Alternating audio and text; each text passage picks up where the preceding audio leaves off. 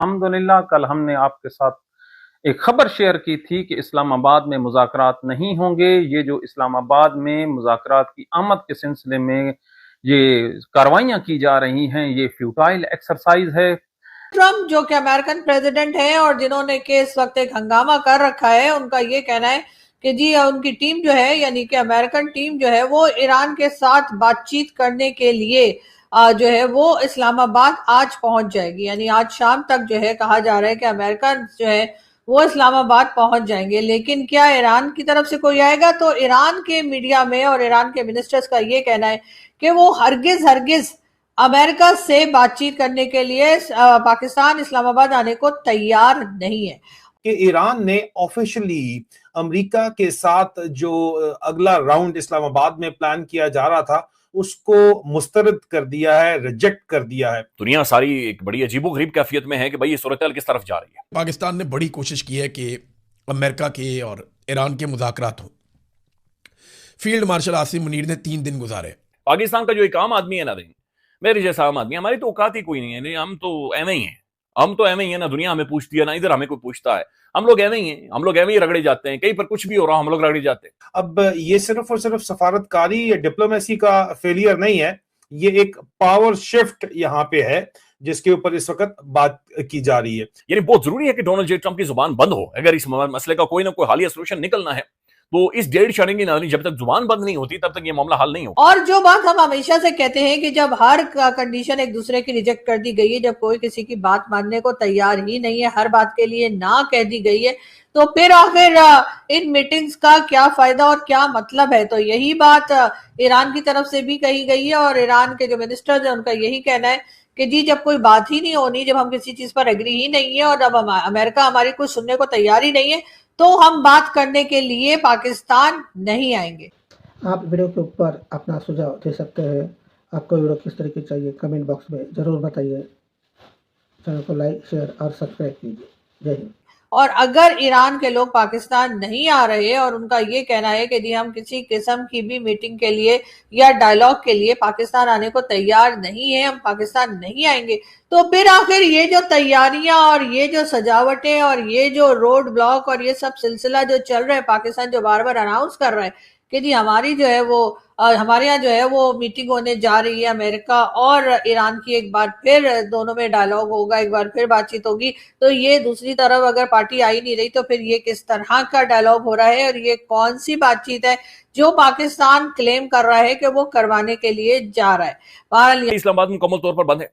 Hotels बंद, shopping malls बंद, दुकानें बंद, सड़कें बंद, हॉस्टल्स बंद, यूनिवर्सिटीज बंद, कॉलेजेस बंद, टैक्सी वाला बंद, उबर वाला बंद, बाइकिया वाला बंद।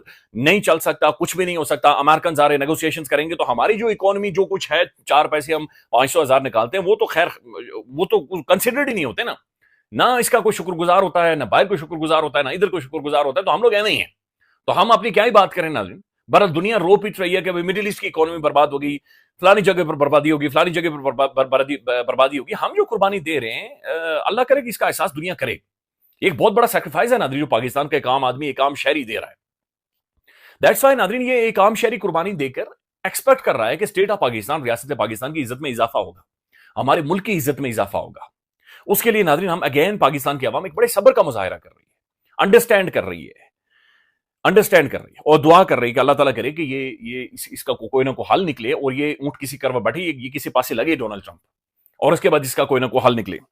एक तरफ नादरीन डोनाल्ड जे ट्रंप ने ऐलान कर दिया है कि इस्लामाबाद के अंदर वो अपनी टीम को भेज रहा है। जैरेड कुशनर, स्टीव विटकॉफ आ रहे हैं, ये दोनों कंफर्म है। जेडी वैंस के ऊपर, नायब सदर के ऊपर मुख्तलिफ तरह की खबरें आ रही है। अब ये भी समझ से बाहर है कि इतनी ज्यादा कंफ्यूजन बैनुल अक़वामी मीडिया क्यों फैला रहा है, इतनी ज्यादा कंफ्यूजन इंटरनेशनल मीडिया में क्यों है कि क्या जेडी वेंस पाकिस्तान में आएगा या जेडी वेंस पाकिस्तान में नहीं आएगा। जब मैं ये वीडियो रिपोर्ट कर रहा हूं 10:40 हुए, अभी तक इंटरनेशनल मीडिया कंफर्म नहीं कर पा रहा।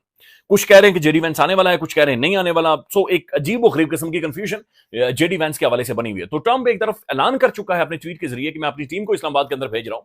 दूसरी तरफ नादरीन मिडिल ईस्ट के अंदर डोनाल्ड जे ट्रंप ने 50,000 के करीब नादरीन अपनी फौज वहां पर बुलाई हुई है और 500 के करीब फाइटर जेट्स वहां पर मौजूद हैं।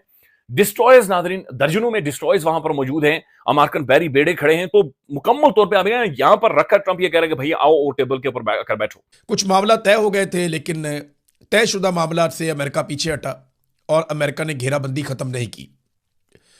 तो अमेरिका का जो ब्लॉकेज है उसकी वजह से मामला कटाई में पड़ गया। फिर इसराइल बार बार लबनान के ऊपर अभी भी अटैक करता है। चले वो कोई इतनी बड़ी बात नहीं है, लेकिन अब जो वाकया हुआ ये एक बड़ा वाकया है। इसमें डोनाल्ड ट्रंप ने अनाउंसमेंट की है। डोनाल्ड ट्रंप ने क्या बताया, जरा ये वाकया आप देख लीजिए। अमेरिकी सदर ने दावा किया कि अमेरिकी फोर्सेज ने आबना हुर्मुज़ में नाकाबंदी को अबूर करने की कोशिश करने वाले ईरानी परचम वाले एक कार्गो जहाज को रोककर उसे तहवील में ले लिया है। यानी एक ईरानी कमर्शियल जहाज को पकड़ लिया, कार्गो जहाज है, कोई मिलिट्री का जहाज तो है नहीं। इसको अमेरिकन ने पकड़ लिया और अपनी तहवील में ले लिया और इनके लोगों को काबू कर लिया। डोनाल्ड ट्रंप ने बताया कि अमेरिकी एहलकारों ने जहाज को वार्निंग दी, फिर इंजन रूम को नुकसान पहुंचाकर उसे रोक दिया और बाद में उस पर कंट्रोल हासिल कर दिया। अब यह जहाज पे फायरिंग भी हुई है।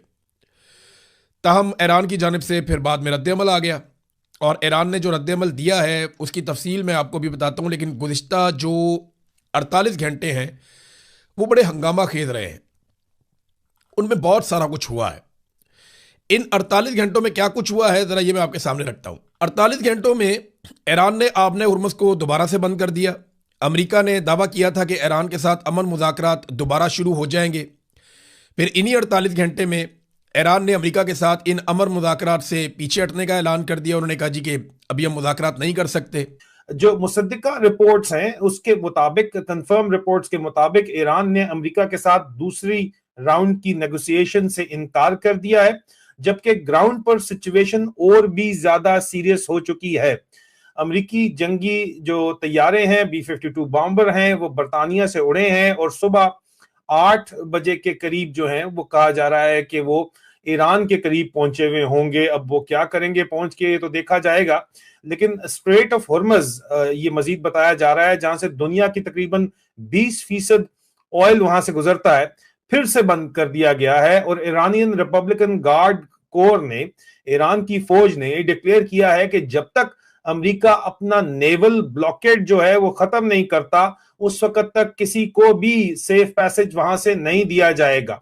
और इसके साथ ही अमेरिका की नेवी ने एक ईरान की जो शिप है उसको भी सीज किया है और उसको वो ईरान की जो शिप है वो यूएस नेवी का ब्लॉकेड तोड़ने की कोशिश कर रही थी, तो उसको इन्होंने अमेरिका की नेवी ने हिट करके, ये तस्वीर आप देख सकते हैं, इसको हिट किया है और इसको हिट करके जो है इसके इंजन रूम के अंदर शुगाफ करके इस शिप को अपने कब्जे में ले लिया है।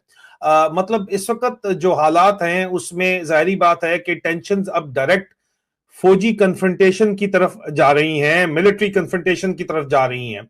अब यहाँ पे जो एक पावर शिफ्ट बड़ा विजिबल नजर आ रहा है। आसिम मुनीर ने तो वादे वईद किए थे, जाहिर बात है सदर ट्रंप से, जिसके बाद सदर ट्रंप ने ऐलान कर दिया था कि सब कुछ खुल गया है, लेकिन 12 घंटे के अंदर बाजी सारी की सारी पलट गई। यहाँ पर इस वक्त जो लेटेस्ट न्यूज आ रही है वो यही है कि डोनाल्ड ट्रंप तो तैयार हैं आने के लिए और बात करने के लिए या अपनी टीम को भेजने के लिए, जो कहा भी यही गया है कि जी डोनाल्ड ट्रंप की टीम जो है पहुंच जाएगी। उसी के साथ साथ पाकिस्तान के फील्ड मार्शल और पाकिस्तान के प्राइम मिनिस्टर की तारीफें भी डोनाल्ड ट्रंप करते हुए दिखाई देते हैं और कहते हैं कि जी इनकी वजह से ही ये पॉसिबल हुआ है। तो जी उनका यही कहना है कि पाकिस्तान के फील्ड मार्शल और पाकिस्तान के प्राइम मिनिस्टर की वजह से ये पॉसिबल हुआ है कि ये डायलॉग हुए और आगे भी डायलॉग होने जा रहे हैं। लेकिन बात सारी ये है कि उसी के साथ साथ जो है वो कई आर्टिकल्स ऐसे भी निकल आए हैं जिसमें पाकिस्तान के फील्ड मार्शल और पाकिस्तान की इस वक्त की हुकूमत जो बार बार अमेरिका का साथ देने का और ईरान के साथ खड़े रहने के दावे कर रही है, उनको रेड फ्लैग भी उनको कहा गया है। ये भी कहा गया है कि ये लोग किसी वक्त भी धोखा दे सकते हैं। रेड फ्लैग का मतलब है किसी वक्त भी अपनी बात की इधर से उधर किसी बात को कर सकते हैं। अब ये चीजें तो जाहिर है कि इस किस्म के आर्टिकल्स तो निकलेंगे और जो लोग इसमें इन्वॉल्व हैं, तो चाहे वो ईरान हो, चाहे इजराइल हो, अमेरिका या पाकिस्तान, जो कंट्रीज भी इस जंग में इन्वॉल्व हो रही हैं या इसको रोकने की कोशिश कर रही हैं या जो बातचीत इधर से उधर पहुंचा रही है, ऑब्वियसली उनके ऊपर ट्रस्ट नहीं किया जा सकता। कोई भी किसी पे ट्रस्ट नहीं करेगा। क्या ईरान पाकिस्तान पे ट्रस्ट करेगा? जबकि पाकिस्तान अमेरिका के साथ भी बातचीत में है। क्या अमेरिका पाकिस्तान पे ट्रस्ट करेगा जो बार बार कहता है कि हम ईरान के साथ खड़े? और यही सारी कह लीजिए कंडीशन या यही सारी सिचुएशन जो है वो इजराइल के साथ भी है। इजराइल के लिए तो हम कई बार गले फाड़ फाड़ के बोल भी चुके हैं कि जी इजराइल हमें पसंद नहीं है और इजराइल को तो जी होना ही नहीं चाहिए, हमारे हिसाब से इस दुनिया के नक्शे से मिट जाना चाहिए। और इस तरह की कई बातें हमारे पॉलिटिशियन, हमारे रिलीजियस स्कॉलर्स और बहुत से लोग जो है वो यहाँ पर किया करते हैं। तो ये कहना कि जी पाकिस्तान के फील्ड मार्शल को या पाकिस्तान के प्राइम मिनिस्टर को रेड फ्लैग कह दिया गया है, तो मेरा ख्याल है कि ये चीज तो बहुत पहले हो गई होगी और इस वक्त ट्रस्ट किसी को किसी पे नहीं है, तो इसलिए इसमें कोई ऐसी बात नहीं है कि अगर रेड फ्लैग कह दिया तो कोई अनहोनी बात हो गई है, या जो हमारे लोग कहते हैं नहीं नहीं जी ऐसा कैसे हो सकता है। क्यों नहीं हो सकता? यहाँ पर हर जगह पर यही लग रहा है कि कोई भी किसी को भी धोखा दे सकता है। तो हमने किस वजह से आज ईरान ने मुज़ाकरात या पाकिस्तान आने से इनकार किया है? सुनिए तो सही, दुनिया कहां पहुंच गई है और हम अभी तक अपनी ही गलियों और अपने ही लोगों से लड़ते फिर रहे हैं, जबकि हमारे पास टाइम बिल्कुल कम बच गया है।